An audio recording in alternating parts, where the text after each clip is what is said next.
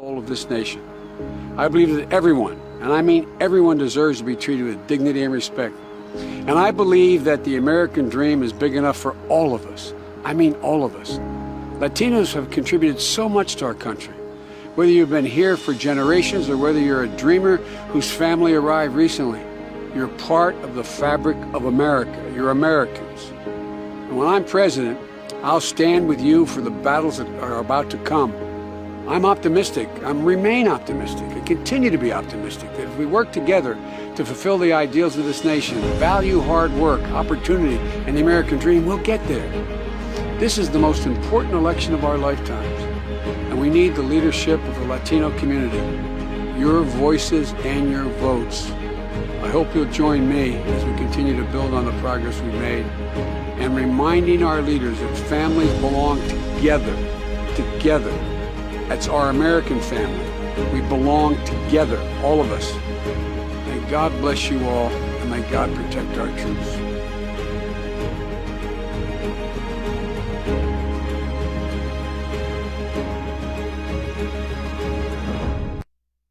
Welcome to this Biden-Harris campaign event, the Luchadores.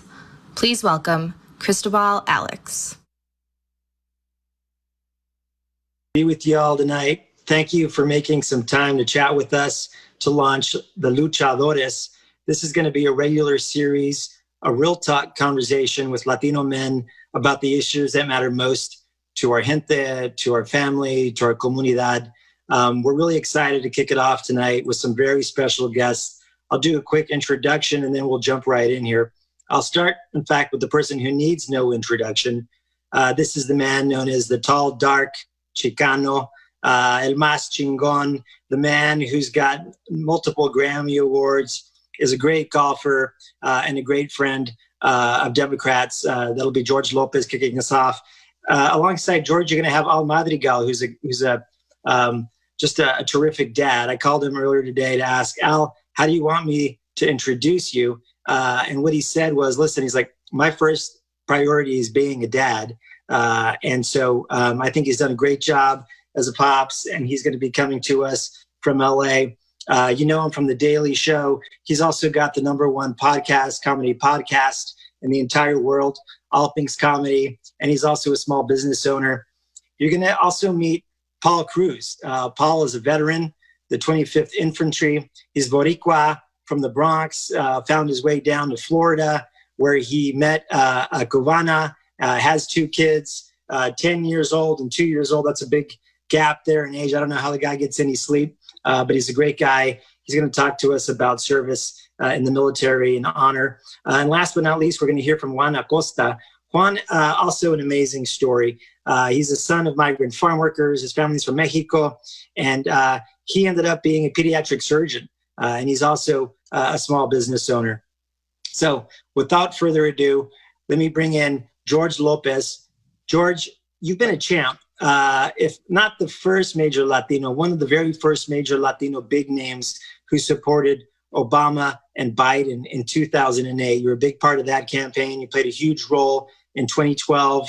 I even heard that you went to the White House, maybe took a little silverware with you that you haven't brought back yet. But you're back in politics now in the most consequential election of our lifetimes. What brought you back? You know, I was never really a political comedian. It wasn't kind of what I was interested in. It's just more, you know, kind of into the family thing. It is the climate that we're in right now. Listen, in the beginning of this year, there was a threat to our leader. And as a comedian, I typed in, we'll do it for half. By the time I got home, it was viral. It was on Fox, right-wing death threats, people unfob, I'm not going to watch you, you're not a fan. Listen, comedy should be the only place that's indefensible. I never apologize for the things that I've said. I don't think I ever should be in a situation where I need to, in America, worry about speaking freely. So that said, it started to pop up that the Secret Service was going to come and visit me and talk to me. And 10 days later, the United States Secret Service knocked on my door, came in, 2 of them, sat down, had a dossier of everything that I've ever said on the internet, They were there to measure if I was a threat to the leader. I said, I'm not. Showed some pictures of things that I'd retweeted. They knew everything. They asked me if what I said I thought was funny. And I said, well, we'll do it for half. I said it was more of an estimate than a threat. They didn't laugh, but I'm like, I just didn't, and I think they told me that they come back one more time. I'm going to, in Lompoc, I'll be over there. So it stuns you when you think that something that you've been doing for 41 years now has been under attack for the last 4 years. So in 2008, Hillary Clinton and Barack Obama were both coming to Los Angeles. I hadn't heard from Hillary Clinton's campaign at all through any of the elections. All of a sudden, Chris Rock called me and said, hey, man, Barack Obama wants your number. He's going to call you. And I said, they're going to call me. And 2 o'clock, I was watching the news, 2 o'clock. He's getting in the car. He calls. He's like, listen, man, I don't know where you are politically. I don't know what side you're on. I just think that if you're with me, you like what I'm all about, I think it'd be important for you to help me, see if I can gather the Latino vote. I said, all right. Not the easiest thing to do in Brownsville, in Hidalgo, in El Paso, in Dallas, in Houston. And I went, and they loved me like they always loved me. And so I started to get a little bit political. And the community, los Latinos, had a hard time understanding that he was African-American, but didn't, politics aside. And it's just, we're not allowed to think freely. I think that one of the things Luchadores is, us as people now, we're not one vote, we're votes. So all of our votes are important. Every man, every woman, everybody's important. Kamala Harris, I met her before she was Attorney General. Her mother and I were very good friends in Houston, met up in San Francisco, met him through Obama. She's been fantastic. Her mother was a scientist, incredibly intelligent doctor. And Joe Biden was the dude that said that, hey, he always sends me to your events. Like, he was the guy that was all the Latino events, all Hispanic caucuses. He was out there campaigning. I met Bo Biden. I met Hunter, Dr. Jill, met them all, been to the White House with them. And that's a solid family, man. That's a family that, far be it from me to talk about family, but, I don't disparage anybody. I just think, this last term has not been good. I went to El Paso when all of the people got shot. The leader went over there to talk to one person and a baby. I want to talk to every doctor, every victim, every cop, every nurse, every trauma doctor.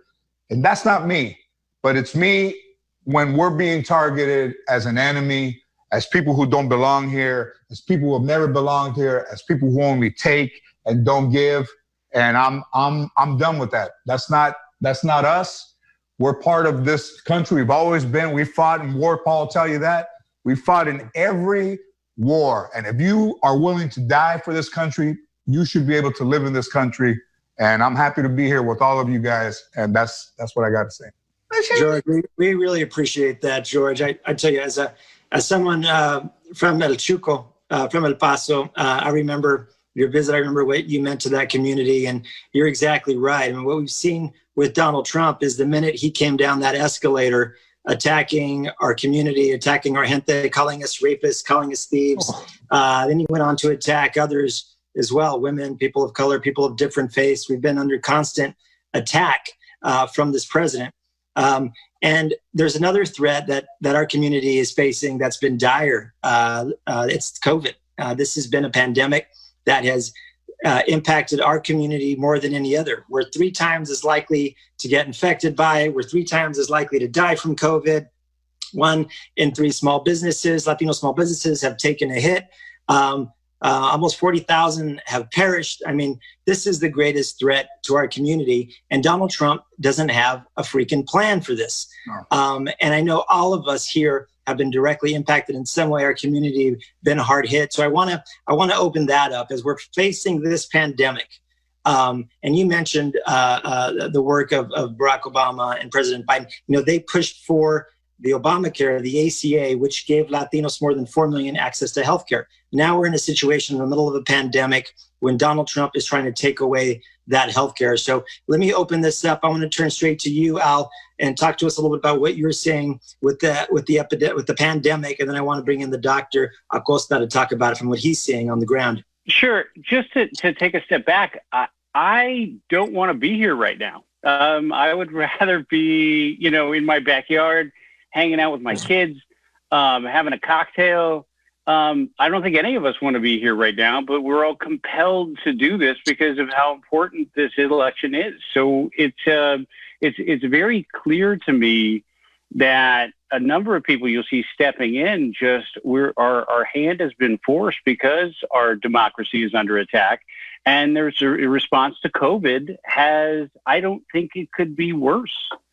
I just say when you look at the timeline, and a video just came out, and I think it was the Lincoln Project put this video out, but it was just how many times, since we were talking about golf earlier, he's playing golf when people are dying. He's playing golf on consecutive days when people are dying, and there's refrigerated, morgues out at in Brooklyn, in New York, and he's golfing and also rallying his base, having he killed Herman Cain. He killed Herman Cain. Yeah, it's pretty outrageous. So why no one is talking about that more than they are? And it's just because this news cycle is so crazy that we go from him, his taxes, to him having COVID, to this White House event, and we're just overwhelmed with all this stupidity. But I couldn't imagine someone worse being put in this office. Like, he is the worst possible person that could have been elected president. We have a friend that the minute Trump got elected and he knew that he had cancer, and he knew that if Obamacare was attacked, which he knew was going to be attacked, then he said to us, listen, man, if he goes after Obamacare and reduces it, tries to get rid of it, I won't be able to afford my medicine. I won't be. Exactly. And he died. He knew it was coming. He couldn't afford his medicine, couldn't have a place to go to get his medicine, and he died. And it's happening all over this country. It's happening to young people. It's happening to old people. And we don't need that. We don't need four more. Exactly. And right. We're talking about the deaths, Cristobal, but also the lasting effects that people have. I have friends that have COVID and had it early on, got diagnosed in March, and are still having lasting effects. So we still don't even know the impact all this is going to have on those, 8 million people that have, tested positive for coronavirus. We don't even know what the lasting effects is going to be on those people. So again, horribly mismanaged. Yeah, and it's a good point. We should bring in Dr. Acosta here. Doctor, you're the son of migrant farm workers. You made your family so proud through hard work. Started your pediatric surgeon. That's a huge deal in our community. You're seeing the impacts of COVID firsthand, and as Al was talking about, we don't really know yet the ramification of this, but we know it's taken over 200,000 lives. Many of us know people who have been impacted by this, as George was just talking about. This isn't a situation, as George has said in the past, where a little bit of Vicks, Vapor Rub, and 7-Up are gonna address it. We need an actual plan here to get this virus under control. Why don't you talk to us a little about what Joe Biden will do with COVID and how we're going to tackle this? I agree completely with George and Al over here. This whole administration has been just so unprepared for this. Even though we had a plan, Obama had already had it. We were preparing for this, and they got rid of that program. What I've seen here, I see it twice. I see it in Arizona as a pediatric surgeon here, and I see it as a general practitioner. I have a clinic in Coachella, California, and so here as a specialist, luckily the little ones, the newborns and stuff, aren't as affected as much, obviously, as the older patients. But I do see it in mostly in California, where I see my older migrant patients. I see that they're told, first of all, they get a test and they don't get results for a month or 2 months. Sometimes it's just the results were just, and so they were just told, go home and just write it out. And and a lot of them passed away, and a lot of them are just I was just there this weekend. One guy lost like 50 pounds. I mean, the guy was just skin and bones, and he made it through, but he's telling me, now I have this palpitations, I get these headaches, I got all these things, and, all these are the sequelae. And yet, we have the leader of our country goes and gets all this high-end medical care, which costs $70,000, but the people that are the migrant workers, our people of color are not getting the same health care that, other people get. And so, it's a shame that, we live in America that supposedly has the top healthcare system, but we're not there yet at all. And it's unfortunate. And hopefully with Biden and Harris coming along and taking Obamacare and making it more available, improving it, even giving it to more people, and making sure that the people that are affected by this have the ability to get that care and not worry about paying for it, because a lot of these drugs are not cheap. I know that Biden and Harris will provide health care to everybody who's been affected by it. Yeah, you nailed it. Exactly. That's the key part of the Biden-Harris plan, was just to make this access free to treatment, regardless of immigration status. Right. It's tackling the virus. It's having a plan. It's having masks. It's making sure that we can take care of the folks that need it most. And then obviously we got to build back our economy, and we've got a plan for that too. Before I do talk about small businesses, I know, Paul, you were trying to get in here. Yeah, I was just mentioning that they turned a public health crisis into a national security issue, and nobody's really paying attention to how drastic that is. The things that have happened and that have been positive are just by accident. There was no planning. So it could have been a lot worse, and it's completely inept from leadership. And I've seen it firsthand. I've worked for previous administrations. This is the worst. No, that's exactly right. And not only is it a crisis that's facing us from a health perspective, but we've also got a crisis right now, an economic crisis. We are in the midst of what appears to be the greatest recession, almost Great Depression, that we've ever had. And again, with no plan from Donald Trump to get us back on track. One of the things about Joe Biden, folks oftentimes would call him middle-class Joe.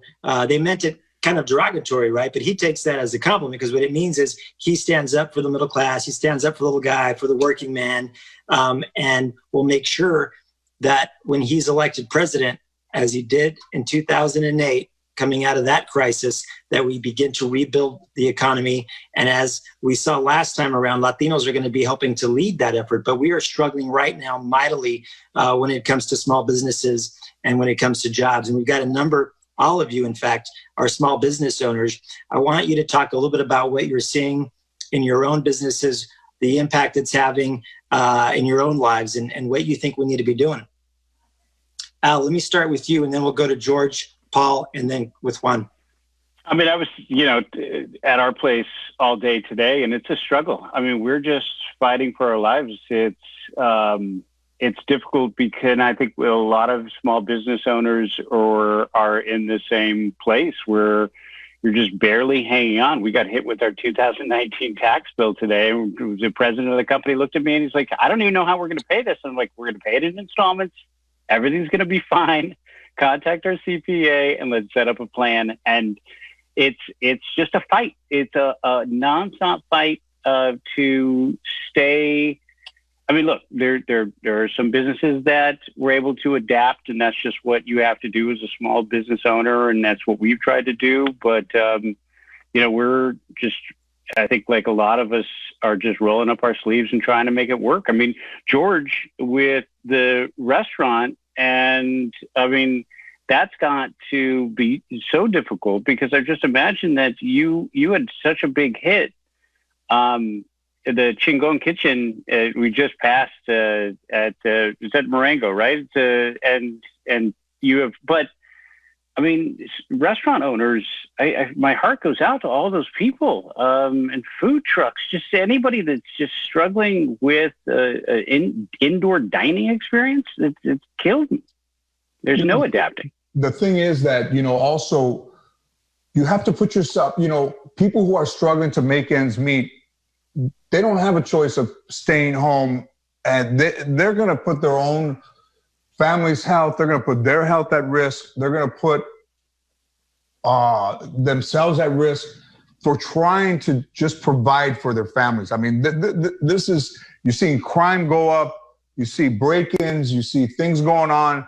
And the thing that I think is always been the invisible is Latinos are out there still providing the groceries, still cleaning hotel rooms. They're out there picking strawberries and artichokes and lettuce. And they're out there. They've been out there during the fires. They're out there during the floods. A year ago, they were targeted to be removed from this country. And all of a sudden, because of all this, now it's like, hey, you're an essential worker. Everybody who goes to work in America is an essential worker. So, you know, the fact that, it's okay for them to go out now, but before all this, they were public enemy number one. It was round them up. You know, that's what they were trying to round everybody up. And these are the people, like you saw the picture of the wildfire in the background with people picking fruit. Like, it's crazy that, I mean, there's no more empathy with this White House. Like, there's zero at all. I mean, Trump doesn't have a dog. Do you know he's the first president not to have a dog? If that doesn't say everything right there. Like, doesn't have a dog, doesn't wear his ring, doesn't work out, doesn't play basketball, plays golf, halfway around his way. Listen, I played golf with that dude. Cheating. Listen, if you cheat at golf, you cheat in life, because at golf, you're not playing anybody but yourself. You got to. I was in the sand. That is really true. He threw a tee in the sand to, hey, tee it up in the sand. Tee it up in the sand. I heard he doesn't drink or smoke either. Like, if you don't have a vice, there's something wrong if you don't do something. He has a vice, all right. That's another thing. When it comes to business, we would, for my parents' family business, when we were hiring bookkeepers or any accountant or anybody that was going to be responsible for anyone else's money, we would always run a credit check on everybody. And so if they can't take care of their own finances, they certainly can't take care of mine. And look at this guy's finances. They're an absolute disaster. And look what he's done with our debt. Look what he's done with jobs. Look what he's done with this country. He's run it right into the ground to benefit, his big business friends. So, I mean, look at that. I mean, if it were up to Madrigal's, he would have never been hired yet. You run a credit check right away. I've known people who have passed away and there's no services. You can't say goodbye. This woman that I talk about that raised my wife and helped raise our daughter, and she died in a nursing home in New Jersey all alone. I mean, people have to say goodbye on their phones or maybe take a picture. Just, you know what, man, that's not America, man. That's not how I want to. After 41 years in the business, I opened those restaurants because I wanted people to come and have a great experience, and the restaurant is doing everything that it can, eating outside, bringing the waiters back, servers back, and we're opening an area. The city's been cooperative with the restaurant to help open it up. And it's going to take working together, but we all have to work together. It can't be, you're not going to work with us, you're okay, you're all right. And there's just too much hate in the world, man. There's just too many people fighting in the stores. There's too many people fighting in the streets. There's too much division. And it's not even red and blue anymore. It's just people who hate other people. It's really true. That's what it comes down to. There's two types of people: people who care about others and people who are selfish. There's only two types. It's like anybody who's for Trump is either selfish, and greedy, racist, or just an idiot. Al, it's three groups. What I will say, though, is if you think about who Joe Biden is, on the flip side of that is you've got a very decent man, a family man, a man of faith, as George was talking about, someone who cares deeply about the community. His point when he launched the campaign, same exact message as it is today because of who he is. It's about uniting the country. And exactly what you're saying, Al, all this division, this horrible stuff that we're seeing, we've got to get past that. And it starts in November by electing Joe Biden, uniting the country. He talks about it as this battle for the soul of the country. Really, that's ultimately what we're talking about. You got Donald Trump, who is praising white supremacists, which is actually what spurred Joe Biden decided to run for office is to push back against that hatred and to unify the country. I don't want to leave the small business conversation just yet. I want to go to Juan, because you too, Juan, are a restaurant owner. And then I'm going to go to Paul in a minute here. Juan, tell us about what you're saying. Just outside of Phoenix, you too opened up a restaurant, right? Yeah, I did. It's a Mariscos place. But, I opened it March 1st, the pandemic, right at the beginning of the pandemic. So it was not the greatest timing, but I've taken advantage of the situation in the sense that I've gotten time to get adjusted to it. I was able to hire the right team, get people, and bringing them in. And a lot of them, when they first came in, they were like, are you sure you're going to be able to pay us? They were all worried, because they had just lost their job. They had worked for years, and now I was coming in to hire them, and initially it's just part-time. And right now it's barely surviving, but, I'm not making much. But you know what? I've hired a lot of local people here, and it was something that my mother always wanted to do. She passed away, unfortunately, 4 years ago. But I took that as say, hey, I'm going to do this for her, and I've enjoyed it. It's a great sort of other project that I have, and I'm just hoping that we get some help out there and get everything back and get the economy back up. Yeah, and that's key. One of the things that Joe Biden will do when he's elected president is make sure that small businesses, like the one you're talking about, over 90% of Latino businesses are small businesses, right under 50 folks. They're going to have significant investments, real capital for these businesses to thrive and to succeed. And I know our community is going through a lot right now, and your businesses are too. But our gente are resilient, as you know. And it's not just in the restaurant industry and those businesses, but like Paul, you through your experience in the military, very specialized training, have also had a hard time getting back up on your feet. Talk to us about your experience and what you're seeing down there. You're in Miami, right? Yeah, so a lot of people talk about how, safety, job security, and there are certain industries that a lot of people thought were untouchable. For example, I work in the national security industry. And I mean, COVID-19 came at completely sideways. Like I went to work one day and literally at 12 o'clock noon, they were like they came on, they were like the speakers, and they said, if your name isn't on this list, get off the base. You have 5 hours, like you're done. And I was like, all right. Next thing you know, I'm working from home. 2 weeks later, they're like, we're probably going to be cutting this contract. And the contract was already secured for a year out. So they basically said, we can't live up to that. Like, we just can't. So it was done. Next thing you know, me and my wife did the same thing. When everything went south, we decided, started our own business, and I started doing some side work. I've been working with my dad. He does construction, and we've been doing some side gigs and just hustling hard just to do what we can. But nothing's safe in a post-COVID-19 world. This generation's 9/11. Paul, I can't believe the Agents of S.H.I.E.L.D. did you like that. That's last December I got an email, and this aircraft carrier, I'm not going to say which one, it's in the Oman Sea, and they said, ask George if he'll come out and visit us, because I think they were going to stay. They weren't going to be able to go home for the holidays. So, I said, you know what, I'm going to go. I hadn't gone to Dubai, flew over there, went through the middle of the ocean, spent the day with them, did a show, spent the next day with them. People from all over, from Texas, I did from LA, Boricua, just African-American, white, everybody in there. No drama. They're representing the United States. They run their drills every day, aircraft, jet fighters through the air, all together, the big hangar. We did a show right there.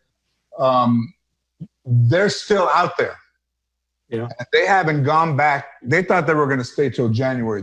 They're still out there, and they can't come back. And to see someone disparage the military and hide behind a flag is, the military and the history of defending this country should never be besmirched, smug, anything ridiculed by any American, especially the one who's supposed to be the leader of the free world. So it's ridiculous. Well, that's the thing that it's also so confusing to me is that, everyone on the right wraps themselves in the American flag, and then you have the president that they hold in such high regard for. I don't even know what the rationale is. I really can't explain it. disparage vets and wounded veterans. And they all claim to love the military, but when it comes to funding for a VA or, any veteran affairs, they're nowhere to be found. So I just don't understand how you could be Republican and pro-military and support this president. I just seriously do not get it. People just in denial, man. Pure denial. And you just can't look at things to attack. You can't take away healthcare. You can't, make the schools unsafe. Again, making fun of kids who are involved in a shooting. That all happens too much. That kid that shot up in Charleston, this kid that they have in jail in El Paso, let other people run by and only shot Latinos. He let other black, I don't want to say colors, but he let other people walk by and shot only Latinos. And the reason that he stopped shooting was because what he saw was more visual than I think he ever imagined it would be. Not only driving 300 miles to go shoot and target only Latinos, but visually to him, I think Paul, like when you see somebody, it shocked him so much that he stopped shooting on his own. And to this day, has zero remorse for what he did, dead hard. And that kid's like 20. Listen, man, at 20, you shouldn't be looking for anything other than the rest of your life to live in peace and not be a mass murderer at 20 years old. Man, we're growing mass murderers. Yeah, it's just horrible. And as you know, George, El Paso, home to Fort Bliss, one of the biggest military bases in the world. A lot of Latinos there. I want to come back to veterans here for a minute, and I'm going to turn to Paul. But as Al pointed out, I mean, we've got a president in Donald Trump who refused to visit a cemetery in France because it was raining and didn't want to mess up his hair, and said, "Why should I go to that cemetery anyway?" From what we understand, he said, because it's filled with losers. Call them losers and suckers. And I want to show this ad right now, and then I'm going to come back to you, Paul, to get a reaction to the rest of the panel.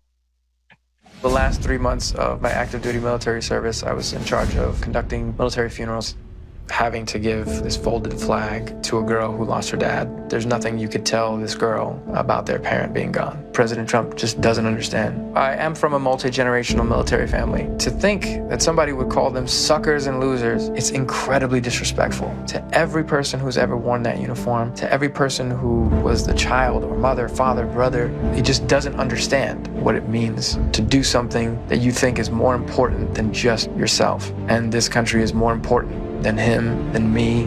Coming together is what's important.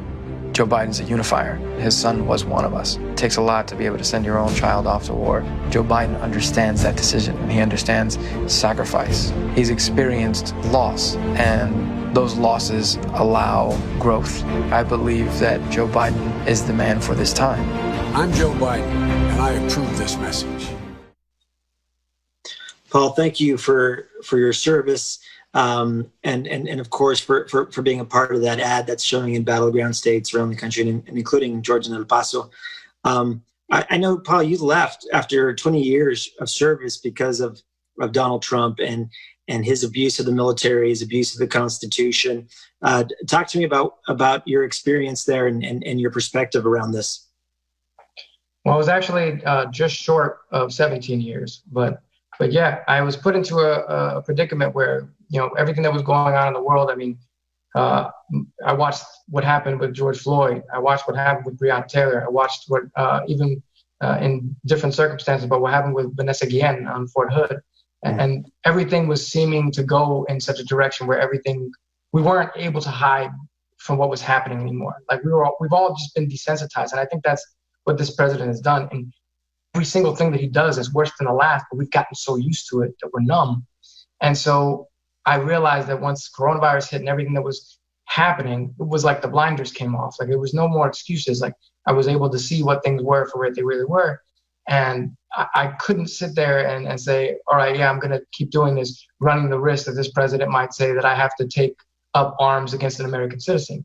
I swore an oath to defend the Constitution of the United States, not the executive, not an individual. The government, everybody forgets during the last 4 years, the government works for us.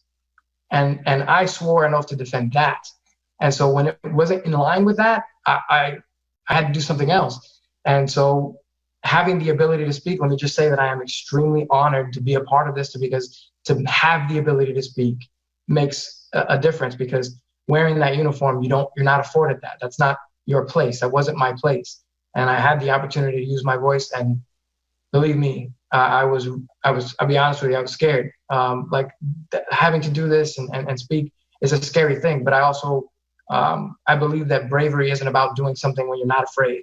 I think bravery is doing something regardless of how scared as shit you really are. Excuse my language, but yeah. And so I had to be real. And when given the opportunity, I said I got to do what I got to do. Well, thank you for standing up for what's right and for defending the Constitution, and for all that you've done in your service, and actually going back generations in your family. As I understand it, the only arm of the service that you haven't in your family participated in is the Air Force. I guess y'all are afraid of heights or something over there in the Cruz family. But keep it up, man. Really appreciate you. Let me get Al's reaction, Juan's reaction to the ad, and then I'm going to turn to George here as we approach the end of our time to get some perspective on why we all need to vote. But let me get some reactions here. Yeah, I just, and I don't have the numbers. I feel like I used to, just in terms of the active number of Latinos in the military, and just how these recruiting agents, and I think for all armed forces, will go to these Latino neighborhoods and set up shop, and then we sell them on working and serving our country, but it's a country that's just, again, it's not serving them and not providing these opportunities. And I think Donald Trump talks such a big game and tries to be such a tough guy. But a tough guy would put on a mask and set a good example for the rest of this country. A tough guy wouldn't leave a mask mandate and stay-at-home policies up to individual states. A tough guy would, go against his base when he knew he was right and it was the right thing to do. So, you have this blowhard as the president, and I think disrespecting the military and your decision to leave, Paul, is a noble one. You can't stand by this madman. You have just a self-serving lunatic in office, and again, we all feel compelled to be here. Yeah, that's right. Juan, anything you want to add? Yeah, Paul, great story, Paul. And first of all, thank you for your service. Thank all your generations for service for our country. I agree with you guys. How can somebody disrespect the military as much as he has, and yet, claim spurs as a way to get out of serving in the military himself? It's just ridiculous. I've had family members that are, that were immigrants, and one of my nephews is in the military right now. I have uncles in the military. That is an amazing thing to serve the country, and we just cannot have another 4 years of this. And we have to urge the voters to go out there, get voting. We have to vote. We have to get the word out. We're in a battleground state here in Arizona. I've got some signs out of my restaurant. I've been talking to some people, and we just have to get the word out that we can't have this divisiveness. We can't have this 4 more years of this crazy leadership. Yeah, couldn't agree more. What we're going to do now, we're just approaching here the end of our time. I want to get George and Alan here to do a pitch here at the end, and then I'm going to have one more special guest come on. Well, they're always saying, we're always saying that nobody listens to us, and now's our time to be heard. There's so many different ways to vote. You can go by mail. You can go drop it off, or you can vote in person. Voting early, I think, is the way to do it. There's going to be a lot of long lines. There's going to be people you can see it already, trying to, do propaganda to persuade people that they don't need to vote, removing mailboxes, saying that those places are closed or whatever. So let's be our own best advocates and vote. And let's vote for the people who are here, who provide an incredible service to this country every day and don't have the ability to vote and live in the shadows, but are important people. Let's be the voice for those people, because those are all of our ancestors and those are our mothers and fathers and uncles and aunts right now. Let's be the voice for those people. Thank you, George. No candidate is going to be perfect, but we haven't seen a candidate as imperfect as Donald Trump, and I think we all need to just rally. Even if you just rallied your family members and just made sure that and meet people around you. I mean, if you're watching this, then you're better than most. I assume. Just go and rally those who aren't paying attention as much as you are. One quick Joe Biden story. I have the picture. I got invited to, here we go. I got invited to do the Mark Twain Award presentation for Jay Leno. So I was up there, and then part of that is you go to lunch at the vice president's house. And so, but this was actually, I believe this was the day after Beau Biden passed away. And so this is this photo with Jill and Joe smiling, meeting a perfect stranger, some idiot comedian who was forced upon them at a luncheon at their home the day after their son died. And think about just the sense of duty. I don't think I'd be able to handle that. I'd be a complete disaster if that happened to me. I would not, but what this man has been through and how much he cares, the knowledge that he has, the amount of time that he's served, we all need to fight for him to make it into this office. And we're running out of time. Just rally those around you as much as you possibly can, because we need somebody as dedicated as Joe is. Al, thank you for sharing that story. I mean, so powerful. You know, I can tell you, I don't think I've ever met a more decent man in my entire life. Just someone so caring. And I've told my primos, cousins, friends, anybody that'll listen, is I think Latinos will have the best friend in the White House that we've ever had with Joe Biden as president, because he cares so damn much and will fight for us every single day. And your story reminded me, you know, when I was, it was November, we were flying across the country. It was the middle of this very competitive primary. You guys, I know it feels like a lifetime ago, but we had this very competitive primary with, you know, over 20 other candidates. And we were on our way from the East Coast to fly to Los Angeles, to where you're at, for a really important rally. We had just taken off, and I learned that my dad had died just after we took off in El Paso. And I sent a note over to a woman that works with them as a trip director and said, look, my dad just passed. I just wanted them to know so that, you know, they were aware of this situation. And I didn't expect this, but out of the back of the plane comes running Joe Biden.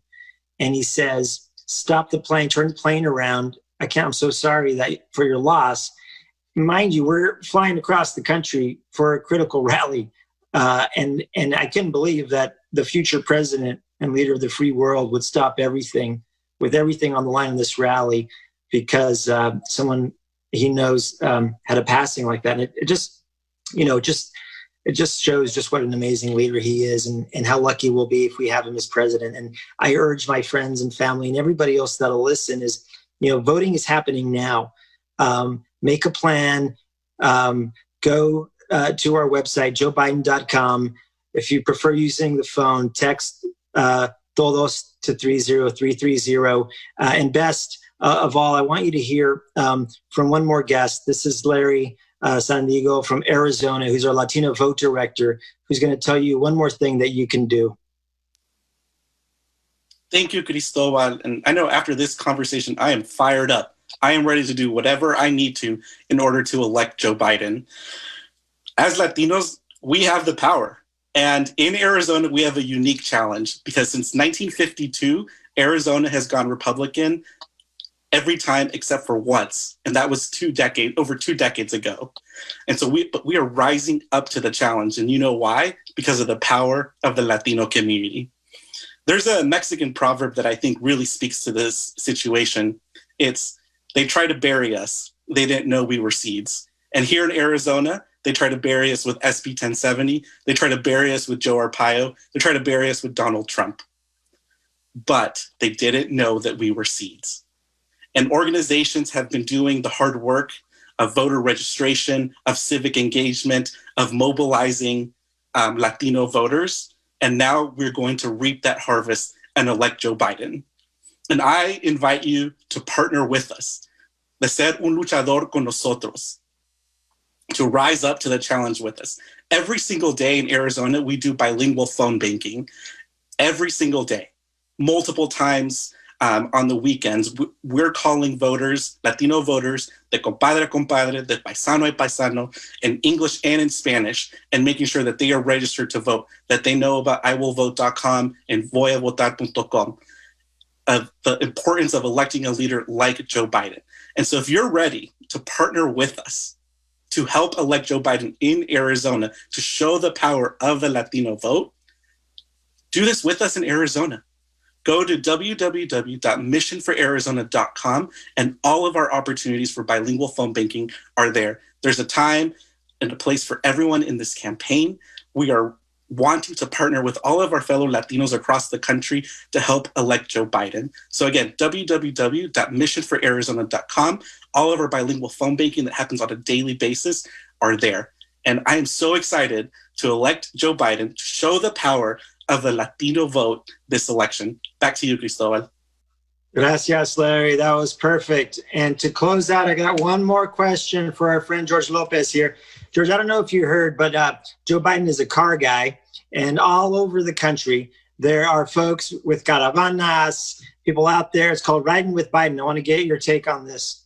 Hey, man, I'll be ready to throw some Riding with Biden. I got my 51. I got my Deluxe Fleetwood. If I'm riding with Biden, we'll start a chapter out here in LA. We'll get out. You know, got to find Cheech somewhere. We'll all put it to Danny Trejo. Yeah, let's do it. I love it. Well, take a look at this poster. Let me see if you approve it. What do you think of that? Oh, yeah, he's all right with the chip. Yeah, he's Are all we right. going to do it? Low Riding with Biden? Go riding with Biden. Let's do it. All right, ándale. Pues gracias. Like Thank you, everybody, for being with us. We'll see you next week. Thanks, All right, guys. Thank you, See everybody. George. Gracias. Thank you. Oh, I'll send you a message right now. All right. Later. Later. Ya no te extraño, me dueles a rato. We have to build a wall. Es diferente. It's like an invasion. Y justamente. They're bringing drugs, they're bringing crime, they're rapists. Y si hablamos When somebody's the president, de decepciones, the authority is total. la tuya creo que ha sido la más fuerte. We have it totally under control. A tal grado This is going to go away without a vaccine. que quedé casi al borde de la muerte.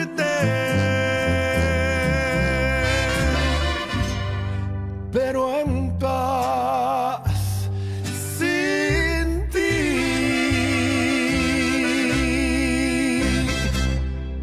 I'm Joe Biden, and I approve this message.